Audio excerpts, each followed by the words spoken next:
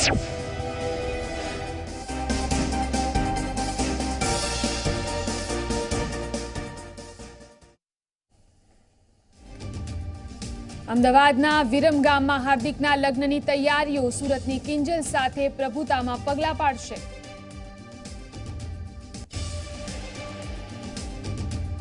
બનાસકાંઠાના પશુપાલકોને બનાસ ડેરી તરફથી મોટી ભેટ, પ્રતિ કિલો દૂધના ફેટ પર ₹10નો વધારો, 1 ફેબ્રુઆરીથી ભાવ વધારો લાગુ।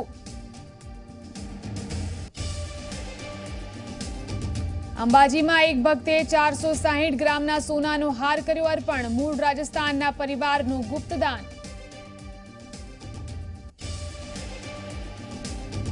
દાહોદના રડિયાતી ગામમાં યુવતીના વાળ કાપવા મામલે 7 લોકોની ધરપકડ, યુવતીના વાળ કાપતો વિડીયો થયો હતો વાયરલ।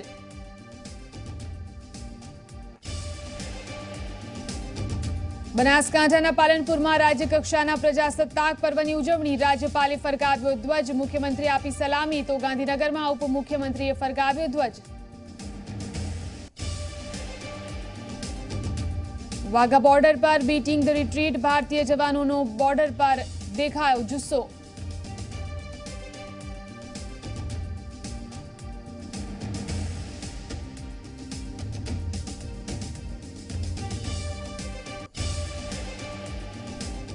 નમસ્કાર, ગુજરાત એક્સપ્રેસ સાથે હું છું ઝિલન। સૌપ્રથમ વાત કરીએ તો પાટીદાર અનામત આંદોલન સમિતિના કન્વીનર હાર્દિકના લગ્નની તૈયારીઓ પરિવારે વિરમગામ ખાતે શરૂ કરી છે, ત્યારે પરિવારની મહિલાઓ સામૈયો ભરવા માટે ગઈ હતી।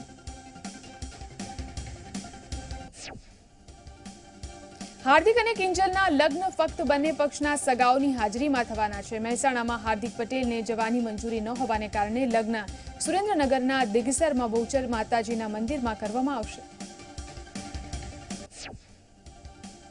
અંબાજીમાં મા અંબાને તેમના ભક્તે સોનાનું દાન કર્યું છે।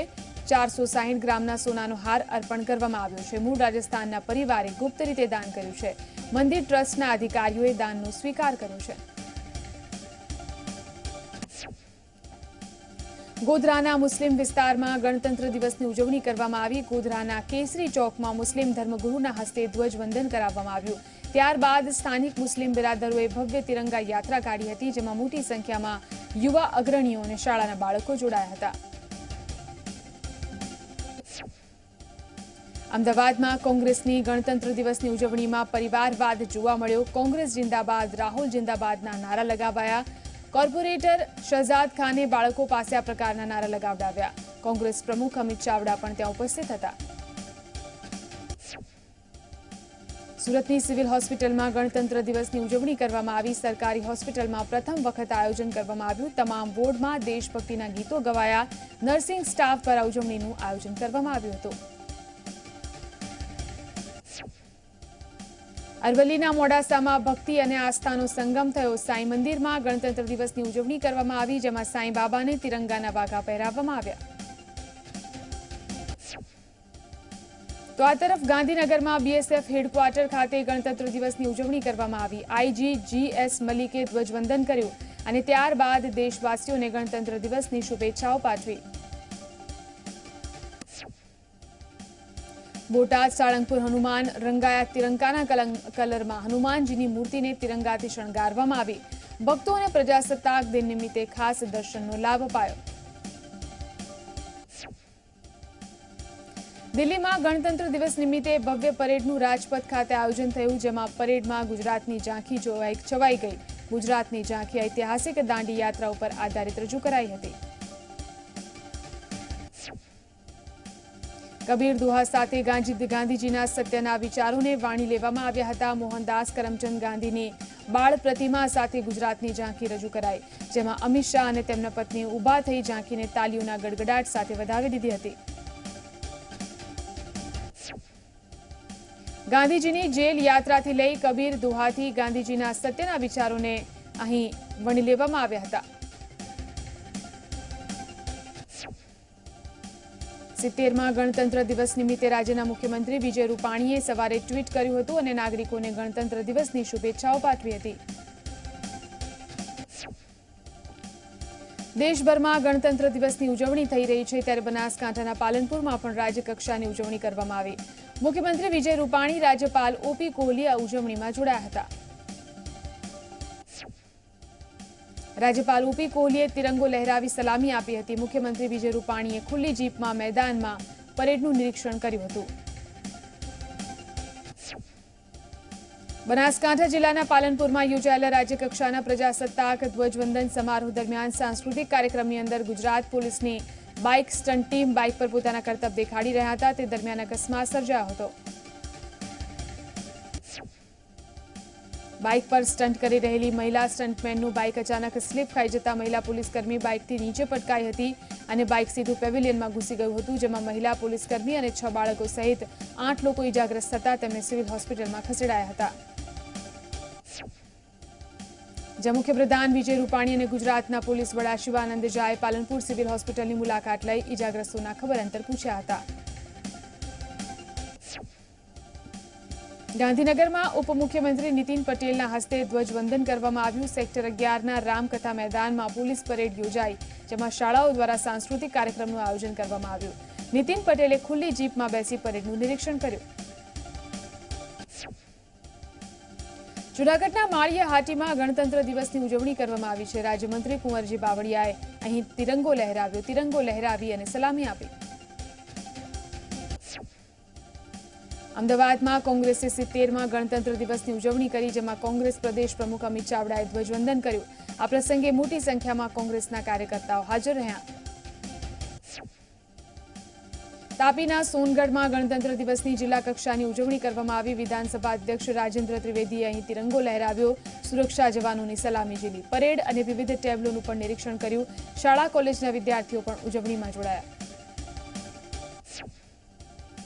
સ્ટેચ્યુ ઓફ યુનિટી પાસે ગણતંત્ર દિવસની ઉજવણી અનોખી રીતે કરવામાં આવી. મહારાષ્ટ્રના યુવાનોએ 182 ફૂટ લાંબા 11 ફૂટ પહોળા તિરંગાની યાત્રા કાઢી. યુવાનો સાથે મોટી સંખ્યામાં પ્રવાસીઓ પણ અહીં જોડાયા. કચ્છની કલાને બિરદાવતા 3 સદી જૂના કલાના કસબી અબ્દુલ ગફર ખત્રીની પદ્મશ્રી એવોર્ડની જાહેરાત કરવામાં આવી છે. ત્યારે નખત્રાણાના નરુણા ગામના અબ્દુલ ખત્રીને એવોર્ડની જાહેરાત થતાં કેન્દ્રીય મંત્રી સ્મૃતિ ઈરાનીએ ટ્વીટ કરી અને તેમને શુભેચ્છા પાઠવી. બોગસ ડોક્ટર મામલે ઉપમુખ્યમંત્રીએ મહત્વનું નિવેદન આપતા જણાવ્યું છે કે કોઈને પણ છોડવામાં આવશે નહીં.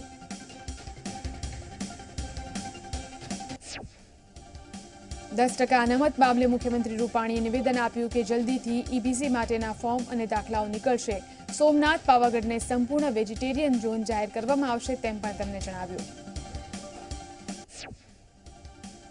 અમરેલીની લોકસભાની બેઠક માટે કોંગ્રેસમાં ધમાસાણ શરૂ થઈ ગયું છે. એક તરફ અમરેલી બેઠક માટે ડોક્ટર કનુભાઈ કલસડિયા પ્રયાસ કરી રહ્યા છે, તો બીજી તરફ આ જ બેઠક માટે વીરજી ઠુમરની પુત્રી પણ તૈયાર છે.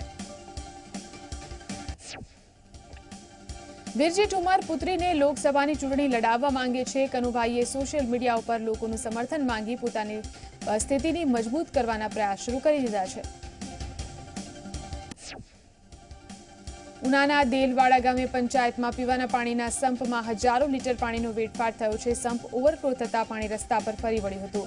એક તરફ લોકોને પૂરતું પાણી મળતું નથી, ત્યારે બીજી બાજુ પાણીનો વેડફાટ થઈ રહ્યો છે. પાણીનો વેડફાટ થતા લોકોમાં ભારે રોષ ફેલાયો છે. ગીર સોમનાથમાં 10 વીઘા જમીનમાં વાવેલા ડુંગળીના પાકને ઘેટા બકરાએ ખેડૂતોને ખવડાવી દીધું. સતત ગગડતા ડુંગળીના ભાવને કારણે ખેડૂતોની હાલાકીમાં વધારો થયો છે. રાજકોટના લોધિકાના દેવા ગામમાં વિદ્યાર્થીઓના પ્રશ્ને શિક્ષણ વિભાગ પણ જાગ્યું છે. સોમવારથી શાળાનું બાંધકામ શરૂ કરવામાં આવશે. ડીડીઓના આદેશ બાદ જિલ્લા શિક્ષણ અધિકારીએ મુલાકાત લીધી. 1 વર્ષથી અહીં બાળકોને ખુલ્લામાં શિક્ષણ અપાતું હતું. વૈકલ્પિક વ્યવસ્થા કરવાનો સરકારનો અહીં આદેશ છે. ખેડાના નડિયાદ રેલવે સ્ટેશન પર ચાલતી કેન્ટીનને સીલ કરવામાં આવી. પ્લેટફોર્મ નંબર 1 પરની કેન્ટીનને 24 કલાક માટે સીલ કરવામાં આવી. રેલવે સ્ટેશન પર આવતા મુસાફરોને કેન્ટીનમાંથી ખાદ્ય પદાર્થોનું બિલ ન અપાતું હોવાનું એક મુસાફરે ટ્વીટ કર્યું હતું, જેને લઈને સ્ટેશન સુપ્રિન્ટેન્ડન્ટે કેન્ટીન સામે પગલાં લીધા અને કેન્ટીનને 24 કલાક માટે સીલ મારવાની કામગીરી કરવામાં આવી. અરવલ્લી જિલ્લાના બાયડ અને ધનસુરા પંથકમાં વહેલી સવારથી વાતાવરણમાં પલટો જોવા મળ્યો હતો. વહેલી સવારથી અહીં વાદળછાયું વાતાવરણ સર્જાયું હતું. સુરતના મોડા ભાગળ વિસ્તારમાં અકસ્માત સર્જાયો. સિટી બસ ચાલકે મહિલાને અડફેટે લીધા. મહિલા ગંભીર રીતે ઇજાગ્રસ્ત થઈ હતી. મહિલાને નવી સિવિલ હોસ્પિટલ લઈ જવામાં આવી. બસ ચાલક અકસ્માત સર્જી ફરાર થઈ ગયો હતો. સુરતમાં સ્વર્ણભૂમિ પાર્ટી પ્લોટમાં મંડપમાં આગ લાગતા અફરાતફરી મચી ગઈ. વહેલી સવારે શહેરના એરપોર્ટ રોડ ઉપર આ ઘટના બની હતી. ઘટનાની જાણ થતાં જ ફાયરની ટીમ ઘટના સ્થળ પર પહોંચી હતી. જોકે આગ લાગવાનું કારણ અકબંધ છે. સમગ્ર રાજ્યમાં ઠંડીમાં જબરજસ્ત વધારો થયો છે. અમદાવાદમાં લઘુત્તમ 9.8 ડિગ્રી તાપમાન નોંધાયું. વડોદરામાં 11.6 ડિગ્રી, સુરતમાં 12.6 ડિગ્રી અને રાજકોટમાં લઘુત્તમ 8.7 ડિગ્રી તાપમાન નોંધાયું છે. નલિયામાં લઘુત્તમ 7 ડિગ્રી લઘુત્તમ તાપમાન નોંધાયું છે. આગાહી અનુસાર હજુ આગામી 4 દિવસ સુધી ઠંડીમાં વધારો થાય તેવી શક્યતા છે. દાહોદમાં યુવતી પર અત્યાચારના વિડીયોની પોલીસે તપાસ કરી. વિડીયો રડિયાતી ગામનો હોવાનું સામે આવ્યું. મહિલા સહિત 7 લોકો વિરુદ્ધ ગુનો નોંધાયો છે. મહિલાએ જ યુવતીના વાળ કાપ્યા હોવાની વાત સામે આવી છે. જામનગરમાં મહિલા વેપારી સાથે 37 લાખના હીરાની ઠગાઈ કરવામાં આવી. સોની મહિલા પાસેથી અસલી હીરાની ઠગાઈ કરાઈ છે. અસલી હીરા ચોરી અને પથ્થર મૂકી અને ઠગ ટોળકી ફરાર થઈ ગઈ. જ્વેલર્સ માલિકે અજાણ્યા શખ્સો સામે ફરિયાદ નોંધાવી. અમદાવાદની સિવિલ હોસ્પિટલમાં બાળક ત્યજવાના મામલે પોલીસે એક આરોપીની ધરપકડ કરી. પોલીસે બાળકના મામા જેક્સનની ધરપકડ કરી લીધી છે. ઓછું વજન હોવાને કારણે એક દિવસના બાળકને સિવિલ હોસ્પિટલમાં મૂકી જેક્સન ફરાર થયો હતો, જેનું સારવાર દરમિયાન મોત થયું હતું. આ મામલે શાહીબાગ પોલીસે વધુ તપાસ હાથ ધરી છે. મહેસાણાની ગણપત યુનિવર્સિટીના સ્થાપકને પદ્મશ્રી એવોર્ડ મળ્યો છે. શિક્ષણ અને સાહિત્ય ક્ષેત્રે આપેલા યોગદાનને લઈ પદ્મશ્રી મળ્યો છે. ગણપતભાઈ 45 કરોડથી વધુનું દાન કરી ચૂક્યા છે. તેમની યુનિવર્સિટીમાં 4 મોટી કોલેજ અને 24 વિદ્યાશાખાઓ છે. યુનિવર્સિટીમાં 15,000થી વધુ વિદ્યાર્થીઓ અભ્યાસ કરે છે. મહેસાણાના ખેરવામાં 15,000થી વધુ વિદ્યાર્થીઓ અભ્યાસ કરે છે. એપ્રિલ 2005માં ખેરવામાં યુનિવર્સિટીની સ્થાપના થઈ હતી. તાજેતરમાં 74મા જન્મદિવસની ઉજવણી કરવામાં આવી હતી.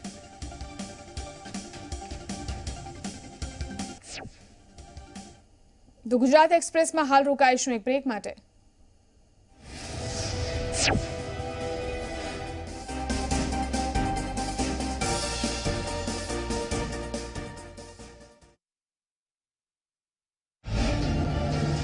ગુજરાતમાં ક્યાં થાય છે ચુડેલની પૂજા? કેમ પૂજાય છે ચુડેલ? વિદેશ જવા માંગતા લોકો ક્યાં માને છે બાધા? જુઓ માયા ધ મિસ્ટ્રીમાં રવિવારે રાત્રે 8:25 કલાકે. તમે તેને નહીં, તે તમને ખાઈ જશે. એટલે જ ગણતંત્ર દિવસે કરો સંકલ્પ. સવારે 7 વાગ્યાથી સતત.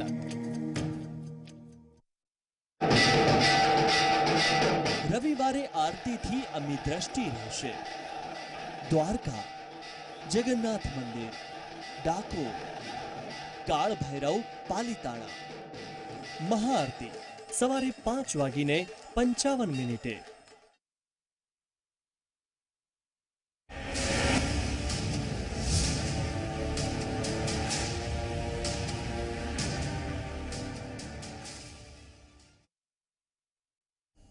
Welcome back. આજે 70મો ગણતંત્ર દિવસ છે, ત્યારે આજના શુભ દિવસે ઝી 24 કલાક પોતાની સામાજિક જવાબદારીના ભાગરૂપે એક મહાઅભિયાન શરૂ કરી રહ્યું છે. એક એવું અભિયાન જેનો ઉદ્દેશ છે સ્વસ્થ ગુજરાત. અને આ ઉમદા ઉદ્દેશ પર અમે સતત 10 દિવસ માટે એક મહાઅભિયાન ચડી રહ્યા છે, જેમાં અમે આપના સુધી પહોંચીશું અને આપને પૂછીશું, આપને સાથે લઈ અને શપથ લેવડાવીશું માવાની ટેવથી મુક્તિને લઈ અને સ્વસ્થ રહેવાનું. આવો આપણે સૌ વ્યસન મુક્તિના કાર્યક્રમમાં ભાગીદાર બનીએ અને માવા મુક્ત ગુજરાતના સંકલ્પને સાકાર કરીએ.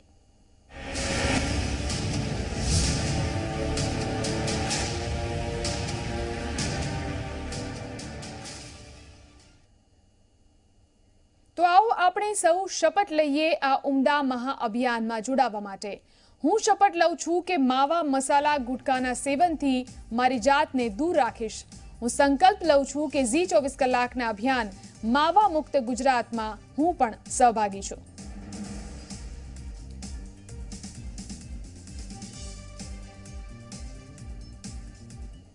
ઝી 24 કલાકે કરો સંકલ્પ માવા મુક્ત ગુજરાતની અનોખી પહેલ શરૂ કરી છે. ત્યારે શું કહી રહ્યા છે વડોદરાના યુવાનો, આવો સાંભળીએ.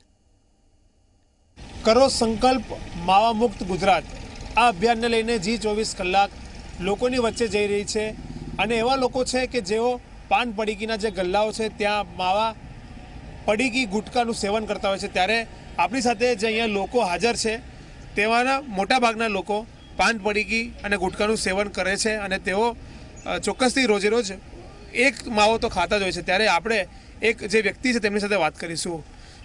તમને ખબર છે માવાથી શું થાય છે ખાવાથી? ધ્યાન છે મને. આનાથી કેન્સર થઈ શકે છે, ઘણી ઘણી મોટી બીમારી જે જીવ માટે જોખમ થઈ શકે એવી બીમારીઓ થઈ શકે છે. એનું સારી રીતે મને જ્ઞાન છે. આપ શું કહેશો, જે માવા તમે ખાઓ છો, જે મેં કીધું કે કેન્સર થઈ શકે છે, તો કેમ છોડતા કેમ નથી? એક છોડશો તો સારું તમારા માટે, સ્વાસ્થ્ય માટે. હા, એ વાત સાચી છે, અમારા સ્વાસ્થ્ય માટે સારું છે એવું, પણ આ એક લત થઈ ગઈ છે અને અમે પણ એવું ઈચ્છીએ છીએ કે હવે એને છોડીએ અને એનાથી દૂર જઈએ એમ. તો અમારી હેલ્થને પણ સારું રહે અને ફ્યુચરમાં અમારા જે છોકરાઓ છે કે અમારા પાછળના બધા કુટુંબીજનો છે એ પણ આ વસ્તુથી દૂર જાય. આપ શું કહેશો, આપ પણ માવા કે પડીકી ખાતા હશો, ઓછી કરશો હવે? કારણ કે આ જે રીતના અમે એક અભિયાન શરૂ કરી છે લોકોના માટે છે, તમારા લોકો માટે જ છે. તમે પણ એક રોલ મોડેલ બની શકો છો, છોડશો તો લોકો માટે શું કહેશો? ના, માવા છોડવા જોઈએ. આપણી માટે સ્વાસ્થ્ય માટે સારું છે અને ઘણું સારું છે કે એનાથી કેન્સર પણ થાય છે, ઘણી ખરી બીમારીઓ થાય છે. એટલે માવા છોડવા જરૂરી છે. અને પાન છોડશો? હા, છોડી દઈશ. તમે ખાઓ છો માવા? હા, ખાઉં છું માવા. આ પડીકી આટલી બધી ખાઓ છો, માવા ખાઓ છો, તમને ખબર છે તમારા સ્વાસ્થ્ય માટે ખૂબ જ જોખમકારક છે? હા, કેન્સર થઈ શકે છે, ઘણી બધી બીમારીઓ થઈ શકે છે. પછી કેમ ખાઓ છો આપ? એટલે અમે છોડવાની કોશિશ કરીએ છીએ પણ છૂટતી નથી. છોડશો, કોશિશ કરશો? હા, કરીશું. તો આ તમામ જે યુવાનો છે કે જેઓ કહી રહ્યા છે કે તેમને આ માવા છોડવા છે, પાન પડીકી છોડવી છે, પરંતુ તેમને હવે આદત પડી ગઈ છે.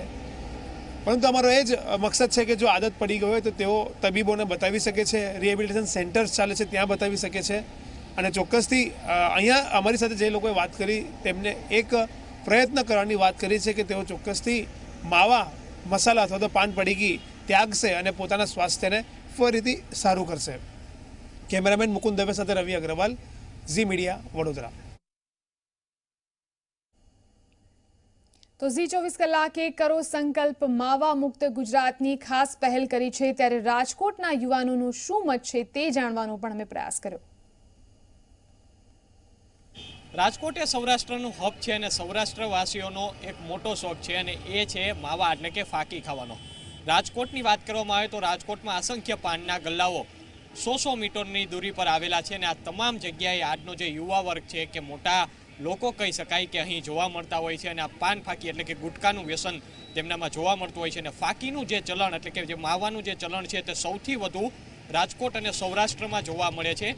અને સૌરાષ્ટ્રવાસીઓ ક્યાંય પણ જ્યારે બહારગામ ફરવા માટે જતા હોય છે ત્યારે તેમની પાસે ફાકીનો જે સ્ટોક કહી શકાય, જે માવાનો જે સ્ટોક કહી શકાય કે તેઓ સાથે લઈને જતા હોય છે. અને અત્યારે અમે રાજકોટના કાલાવડ રોડ ઉપર ઉપસ્થિત છીએ અને આ કાલાવડ રોડ એક એવો વિસ્તાર છે કે અહીં મોટી સંખ્યામાં જે પાનના જે ગલ્લાઓ છે તે આવેલા છે. અને અહીં આ જે એવો વિસ્તાર છે કે અહીં કેટલાક જે યુવા વર્ગો છે કે સાંજના સમયે અહીં પહોંચતા હોય છે, બેઠા હોય છે પોતપોતાના મિત્રો સાથે અને જે પાન ફાકી માવા ખાઈને જે મિત્રો સાથે ગપ્પા પણ મારતા હોય છે. આ ભાઈ આપ જુઓ અત્યારે ફાકી ચોરી રહ્યા છે કે તેને ફાકીનું ખૂબ જ વ્યસન હોય તેવું કંઈક લાગી રહ્યું છે. કારણ કે એક ફાકી તો તેમના હાથમાં છે પરંતુ 2 ફાકી તેમના પગ પાસે પણ રહેલી છે. એટલે કહી શકાય કે માવા ખાવાના સૌથી મોટા શોખીન હોય આપ એવું લાગે છે. હા. ક્યાંથી આપ રાજકોટમાં કયા વિસ્તારમાં રહ્યો છો? મવડી. તમારી ઉંમર શું થઈ અને ભણો છો કે કંઈ નોકરી કરો છો? ઉંમર 19 વર્ષ, ગેરેજ છે. આ ફાકીનું ચલણ કેટલા વર્ષથી થયું અને આ કઈ પ્રકારની ફાકી ખાવ છો? એટલે કઈ કાચી પાતરી ફાકી છે અને ફાકી હું 7 વર્ષથી ખાવું.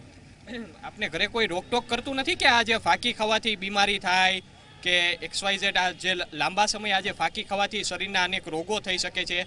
શું કહેશો? ફાકી ખાવાની બધાય ના પાડે છે, પણ હવે આ વ્યસન થઈ ગયું એ મુકાતું નથી.